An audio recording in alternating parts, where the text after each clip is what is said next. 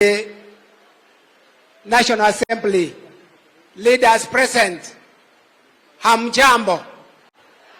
Bwana asifiwe. Your Excellency, tunafurahi umerudi tena Kisii. Wakati ulipokuwa huko nyumbani kwa Machogu homecoming, I told you ya kwamba dalili ya mvua ni mawingu. Na nataka nirudie hiyo.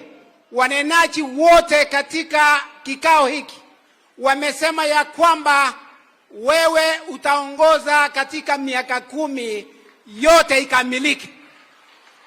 Na nilikuambia Your Excellency, hata wale wengine tuko kwa mlengo mwingine, tunaangalia mienendo yako na vile unafanya kazi. Nikauliza watu, tubadilishe ama tusibadilishe?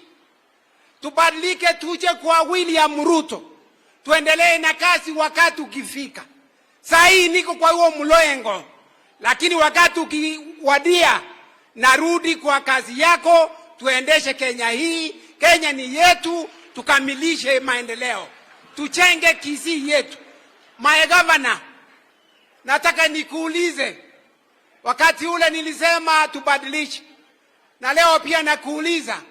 Sisemi kwa ubaya, nasema ukiangalia vile nchi inaelekea huko.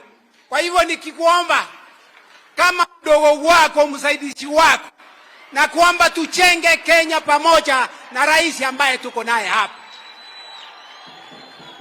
Mungu awabariki. Rais, rudi Kenya, rudi Kisii tena. Asanteni sana.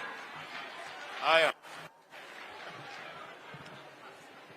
God is good, and all the time.